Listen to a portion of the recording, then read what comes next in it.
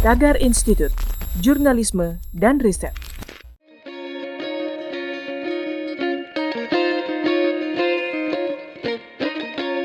Halo Tagarians, para penonton Tagar TV dan juga pembaca Tagar ID. Ketemu lagi sama saya, Kori Olivia.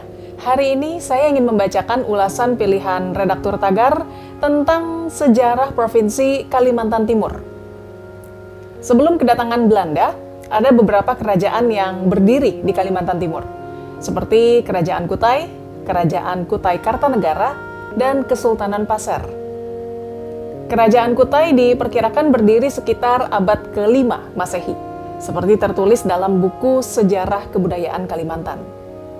Hal itu terbukti dengan ditemukannya 7 batu tertulis yang menjadi dasar bagi para peneliti bahwa kerajaan tertua di Indonesia adalah Kerajaan Mula Warman di Muara Kaman, Kaltim.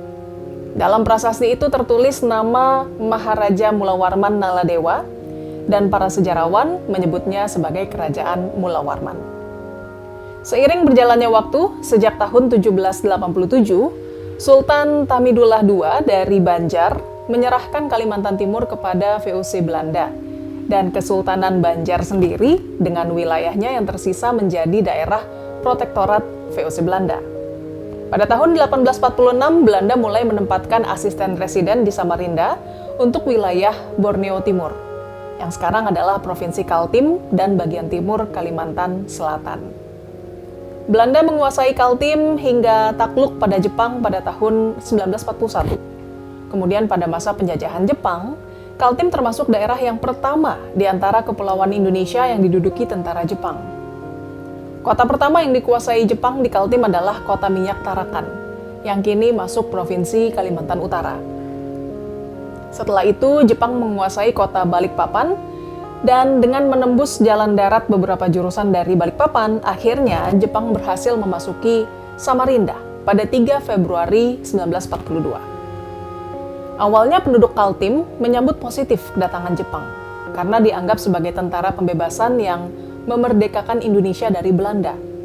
Padahal itu hanya propaganda Jepang melalui radio Tokyo. Mendekati tahun 1943, Jepang mulai melarang pengibaran bendera merah putih dan juga melarang penduduk mendengarkan lagu Indonesia Raya. Perlakuan Jepang juga menjadi keras terhadap penduduk Kaltim, sehingga terjadilah perlawanan dan peperangan yang akhirnya berujung Jepang menyerah kepada sekutu. 1 bulan setelah proklamasi kemerdekaan Indonesia, Belanda kembali datang ke Samarinda, menumpang pasukan sekutu yang bertugas melucuti Jepang. Pemerintahan sipil Hindia Belanda pun mendirikan pemerintahan kembali di wilayah itu, melanjutkan otoritasnya yang sempat tersingkir oleh Jepang. Setelah kerajaan Belanda mengakui kemerdekaan Indonesia, maka Kalimantan Timur menjadi salah satu keresidenan dari Provinsi Kalimantan. Pada tahun 1956, Provinsi Kalimantan menjadi 3 provinsi, yaitu Kalimantan Timur, Kalimantan Selatan, dan Kalimantan Barat. Kemudian berdasarkan Undang-Undang Nomor 27 Tahun 1959, Samarinda ditetapkan sebagai ibu kota Kaltim, sedangkan Balikpapan sebagai pintu gerbang. Pada tahun 2012 terjadi pemekaran Provinsi Kaltim dan lahir pula Provinsi Kalimantan Utara. Akibat pemekaran itu, jumlah kota Kabupaten Kaltim menyusut dari 14 jadi 9. Ada 5 tempat bersejarah yang wajib dikunjungi jika Anda sedang berwisata ke Kalimantan Timur, yaitu Istana Sultan Kutai, Masjid Jami Aji Amir Hasanuddin, Masjid Siratal Mustaqim, Keraton Sambaliung, dan Gua Tapak Tangan Kars Sangkulirang atau Gua Tewet. Tagarians, demikian ulasan pilihan redaktur Tagar hari ini tentang sejarah Provinsi Kalimantan Timur.